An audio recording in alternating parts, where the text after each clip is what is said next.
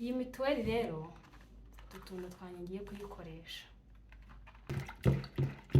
nkuko twabyize muri segonderi. Reba amazi kano Yego ntabwo bishoboka. yajyamo n'inoza yajyamo. Ese bari kwibyo wakoresha biriya bintu by'ibikingirizo banshutse agakingirizo uzi ko nakaguze amafaranga. Aba mwana bino bintu wabikoze umwana aka kantu ni kabi. Akantu ni kabi. Asubwumva n'abarazi nkemu bya uploading pe nanjye ndagushyikira. Oya shaka ariko muzigiye nabyukiye.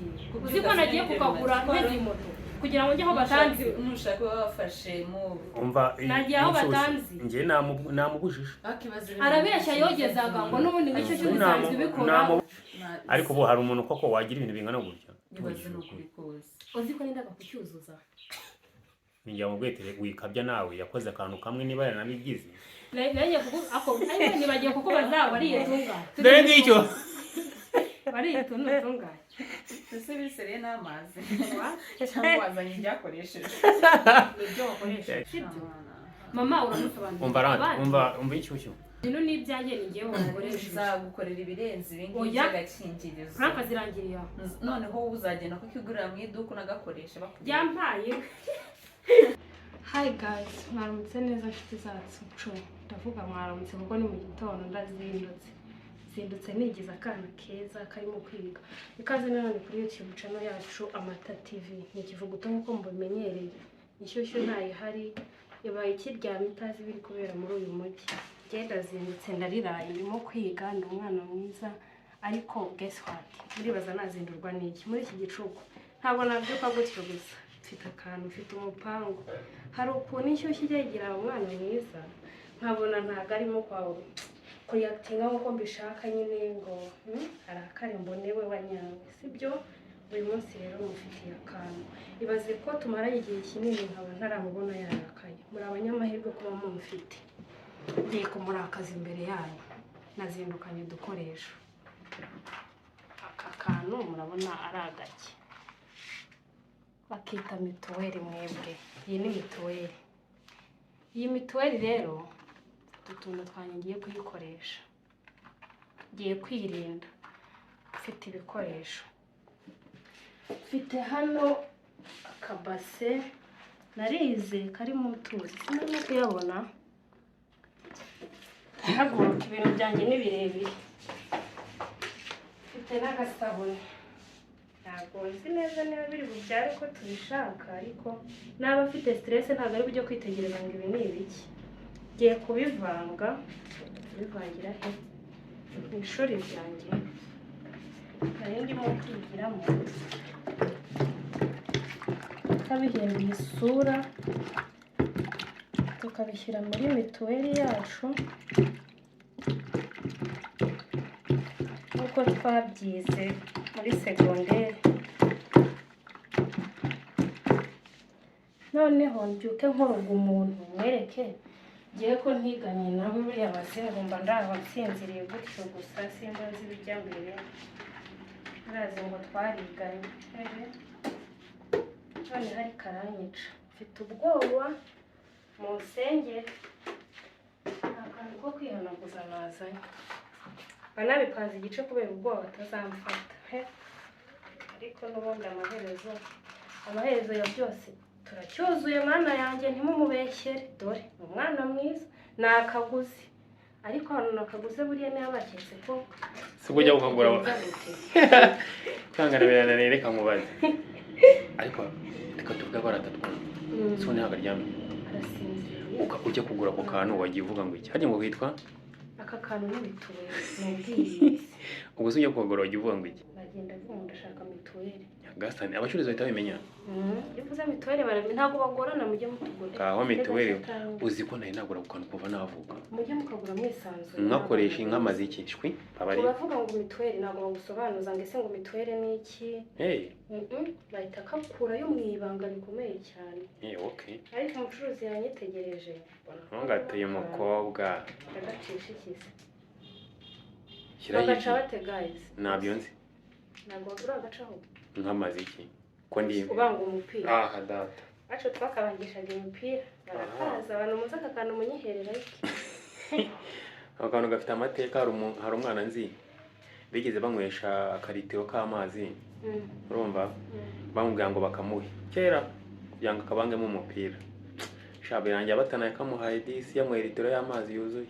Hari umwana mutoya kiwe katurebe guys muze mwige suwe nuko mituweli bimeze mwicare mwige. Ese utu tuntu tungana n'utwakira kajyamo ibido y'amazi kano? Yego ntabwo bishoboka. yajyamo n'inoza yajyamo amazi ari muri sabune, ariko ibi bintu nzabishobora. Kandi wabishoboye? Ndeba usitari bashyiramo vava ataraza aramfata birarangira akamfata ntiyagira umvuye kugakora. Si yaraye muri dushe mu kanya. Ego kuri umuntu gahise kamera akansanganye gutibone yahita ambaza ugiye gukora iki, urimo ibyo bintu bikuye. Ego konyaga rekira sugo iyo gukunyagaze nta bintu bingana gutyo bibaho nari numva. Na kare ngiye ngo narifite gahunda yo kuzuza ibyo byo nari buyibone. Kumone kuganagura ego uramubona nuko urandebera ibyo bintu n'ukuri. Nibyo twize muri secondaire. Gapfundike baragapfundika. Ntabyo nzi ariko n'ugukeka nese ntibyamene kudapfunditse. Ababyeyi bohereza abana babo ku mashuri bige kuntu bakoresha ubwirinzi batazatwara indwara. Ashana nawe ariko banza ujye ubona aho badupfunditse. Oya tujye twibuka kwirinda. Upfundikiribaho. Sinapfunditse amashasi arimo isukari se maze kuyiba. Wose nujye ubona buri aho bagapfundika. Oya nuko nibaga isukari bahita mpfundika ishashi nkuko nasanze mu rugo bayipfunditse. Guys murabibona nizere ko bisa neza. Gira vare ushyira mu gahunda. Shyira mu isakoshi. Nibagiwe kubera. Cyangwa wazanye yawe uribagiwe. Oya ariko niyo nahizana namubeshyira ko yabaye. Oya itabigurira. Stress. Iyo ni agasakoshi nakera afite nimugoroba twagiye ahantu ubundi mpamvu nabitekereje. Nimugoroba twari turi kumwe ahantu. Ndamubeshya ngo se telefone yawe nyitaye mbona ntarakaye, mbona yigize marayika. Kuko ndibonye mu rundi karimo. Habe hagiyemo kabiri. Suko bimenezemo ibyo bintu shamura abana babi pe. Cyakazi kandi gufata video ntaje umuntu uza kunshyushya. Ariko nawe wanshutse. Kubera iki? Muriye nabyo. Wampaye igitekerezo cyo gukoresha akakantu. Ngiye ko nendaga kuza kumukubita. Mubonye gusa. Guys, isakoshi y'undi mwana ngiyi imeze neza nta kibazo ifite. Nanjye kandi imeze neza ndimo kwiga. Uravuga ko ikora riri mu buhe buryo? Ko ayihasanze ukayifata? Ndamubwira ko nari ngiye kugenda ku ishuri bavuga ngo reka mbe nigiye hano arebamo. Okay, noneho muhamagare ngiye gusohoka njye inyuma. Ndi inyuma y'idirishya. Ndafatira inyuma y'idirishya. Ntaga kubona. Oya, haraba hariho na rido. Guys, ibikoresho byanjye. Ukumva ugerageze yicare hehe iruhande rwaho ngaho. Ndamuterera agatebe hano. Nyine yivanemo. Reka mbanze mbishire ibintu byanjye. Cyo kubibika. Mvuye guhisha twa dukoresho rero. Saso mabuja aricara hano hose. Umubyeyi dufatanyije kurera. Noneho ngiye kumuhamagara. Mubeshye ko mashine ndayizimya. Ngiye kuyizimya. Mubeshye ko yakwamye mubwire ko agiye kuza kumfasha. Hari ukuntu ajya yigira umutekinisiye. Rebe niba ari buri gihe ubundi ararira buriya ajyarira. Urabona ari buri ararira ariko natarira ndamukubita. Natarira turamenya ko yabimenyereye ari utuntu twe. Cyo kora ntanyica. Mbabarira untabare. Yewe rwose ntabwo ndambirimo. Shwe. Rero reba hano wihishe. Kuko ngiye kumuhamagara. Sawa.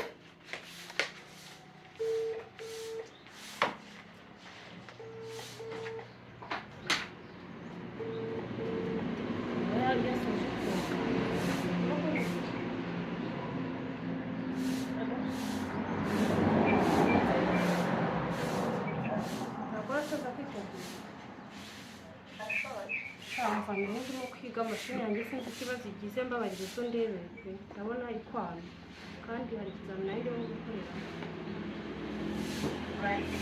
Shasi nzi ibintu ndebe nicaye hano ahantu muri sale. Bangura.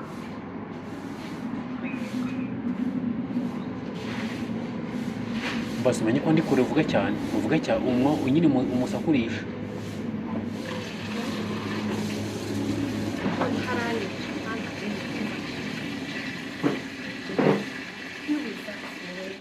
bitamo buriya aramena ariko none kambe niga ariko mbona ngiye kubita nk'igihe nagahita muri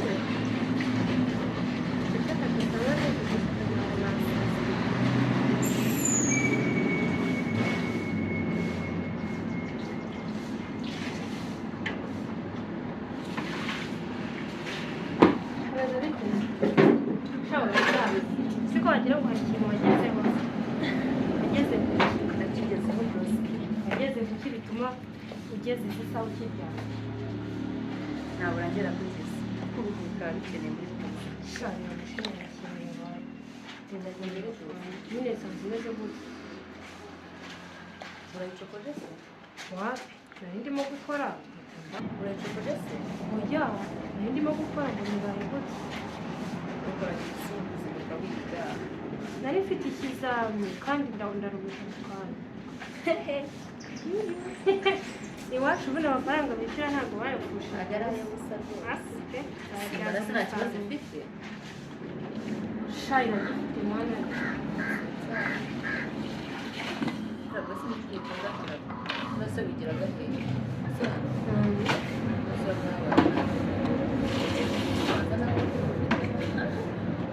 nta kibazo mfite ariko aka gasakoshi twari dufite nimugoroba ndashaka kugatwarana hari hose hari ahandi hantu ushaka kugatwara ese kuki waraye utatekereza ubu umukobwa w'inkumi ataha saa tanu saa tanu ntabwo zari zageze nawe wibeshye ese nta kintu natwaramo hano shaka ibintu byinshi ariko ntabwo byahora gutanga ibintu byinshi ntabwo telefone gusa wawu tesitore ibi ni ibiki urabona ko iyi baga si iya kane niyanjye wowe wabisize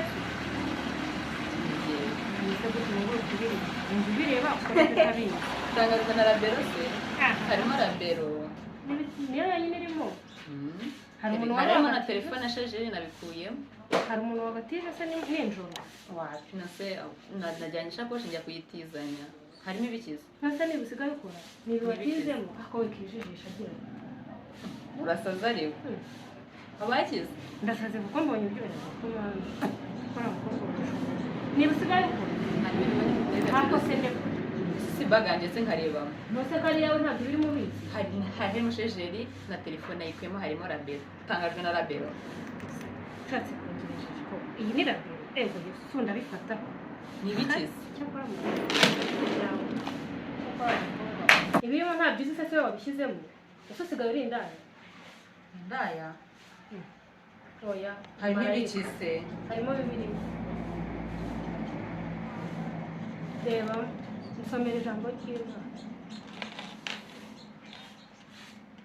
ntabwo utungurwa rwose kuko urabizi oya ninde se wabishyizemo bino bintu ni njyewe urayitereka idakwiye ukabarira wa mukobwa ukatazagira n'umisangano ha nese ni ibiki nijye ubizi bikuremo si ibyawe ese usigaye witwarira n'ibikoresho njye sinahuriye n'ibi bintu bakwibye isakoshi se babishyiramo barabisanga kandi warebye mukuramo telefone n'usundi wayizanye se gute mu gitondo wabisanzeho mu gitondo cyangwa nakoze ikosa ryo kuyikoraho kuko sinarizi ko ayo mabuye akora si ubwo usigaye ukora ibyo ese basi wagiye ujugunya no muri puberi wagiye wirinda wabishyizemo ndabishyizemo kuko urashoboye kandi usigaye urinda ni wowe wabishyizemo njye sinabikuye njye si ndabizi njyewe se nagendanye nawe none se ishakoshi yanjye utaha saa sita z'ijoro ubundi saa sita z'ijoro se Dukora saa biri sita zageze na saa tanu zari saa tanu na saa sita bitandukanye uzwi ko ari kumwe abakecuru niba wari urimo usigaye ujya mu bagabo cyakora abakobwa iki kintu si ubu wagifashe ko ari icyaha ntacyo nafata ndetse n'ingenzi wagishyizemo ni uwo mwari muri kumwe ubwo twe turi kumwe se njye nari ndi kumwe nawe niba mugerageza mukaki cyangwa ujya kukijugunya muri puberi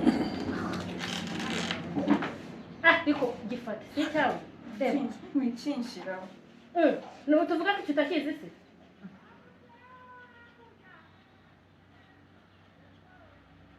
ntabwo yikubishwe nagufata gutyo ahubwo ntabwo nari nzi uteye gutyo kugeza aho uzongera kurya ntibimfatisha kari ibyawe se ahubwo ndi nshake gane fate jya kukijugunya nijugunye se njye nagishyizemo niwe wagishyizemo njye si ibintu ishakoshi yanjye harimo rabero na telefoni na sharijeri ntabwo wari uzi ko mwaryamanye yagishyizemo ndyamana nande se ntekereza ibyo bintu ndyamana nande mfite ibimenyetso ariko ndyamana njyewe ese ibyo bintu wabintekerezaho ntabwo nabigutekerezagaho ariko mbonye ibimenyetso bigaragaza ko ubikora cyo ko warahindutse ntashoberwa impamvu buri munsi ufite utugendo tudashinga utugendo aho nari nagiye ntabwo wari uhazi mbese ubundi kuki tutakijyana nasa ako nari ngiye wari uhazi ntabwo nzi ibi ngibi bibayo waciye mu zindi nzira njye sinzi umuntu wabishyizemo yego ye cyangwa wasanga yaranafashe n'ishakoshi itari iyanjye yego ye yego bakuraniye iyi sakoshi ntabwo ari iyawe wenda umuntu wabikoresheje yaje akabona mfite isakoshi isa n'iyanjye n'iyo akahita ayishyira noneho mwabikoraga muri benshi wowe icyo urakijugunya ukagishyira mu isakoshi none se niba yari umukobwa muri kumwe yabigendana gute yabikoranye nande mwabikoranye muri abakobwa wenda yaragifu usigaye uri umutinganyi ariko ntukigire marayika kandi uri urutoki nyamara yende nyamara se basitekereza njye nabikoze nagenda n'ibingibi nanjye ndibaza kuki uzakijugunye muri isakoshi harimo ibingibi fata ibintu byawe ndavuze ngo ntako ye uzongera kurishira cyakoze urangutse ibintu byawe ugiye arifumbuye yesu urumana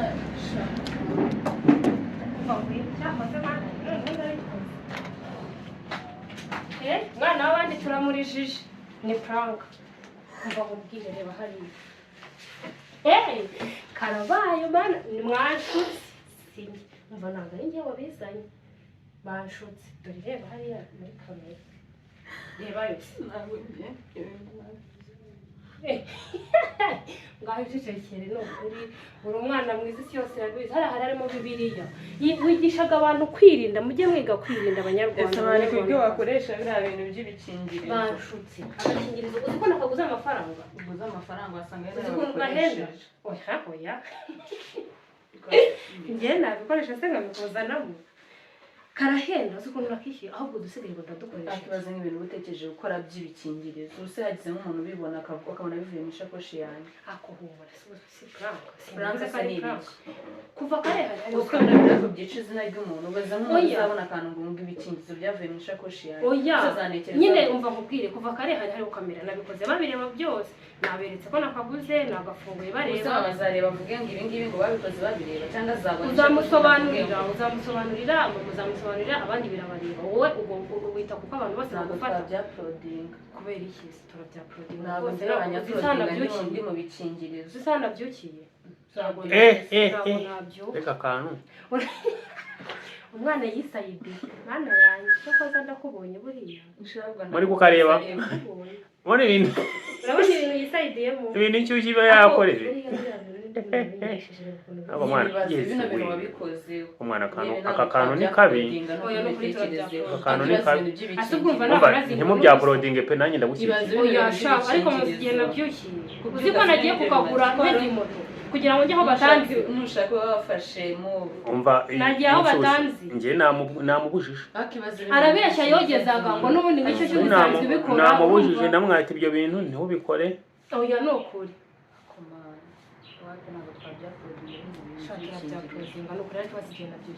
reka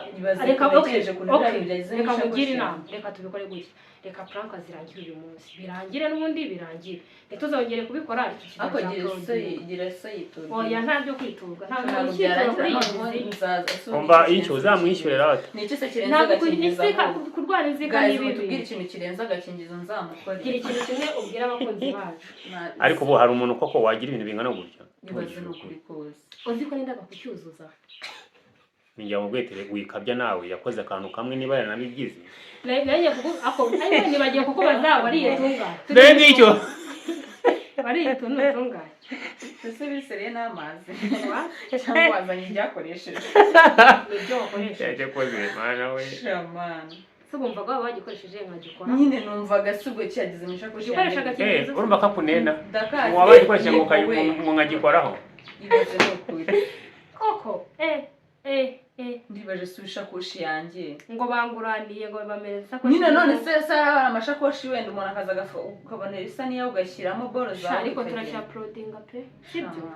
mama uramusobanurira umva inshyushyu ni wipanika sibyo nushaka ureke mwa uploading nyine video twayikoze byarangiye ibintu n'ibyanjye ni ngewe wakoresha uzagukorera ibirenze ibingi by'agakingirizo franka zirangiriye noneho uzagenda kukigurira mu iduka unagakoresha bakubwira yampaye video zanjye uzagufatisha ku umukobwa ziri hanze ku ngufu aka video ndakabaye nzagufatisha ku ngufu no kwisi guys ni ukuri ibintu ntabyo narizi ni ukuri bangiriye inama ngo niko bisa ngo niba nta mutima mubi bibaza gutekereza ibi bintu nasuhuza abantu basi nakuri nabasuhuza agira icyo ababwira hey guys murabibona ibintu bankoreye team inshyushyu mumfashe tuzamwishyura akibaza ibintu by'ubukingirizo kuko njyewe uko nsa ibaza umuntu wari ugerageje kundiza kandi ubuzima bwawe ntabwo njya ndizwa n'ibintu byose ariko nijoro wabonye ukuntu yigizeho umwana mwiza ngo telefone iravuze ngo ke nta kibazo ngo ubwongo nzajya ngo nashyira WhatsApp muri mashini uriya nahise mvuga ati uyu muntu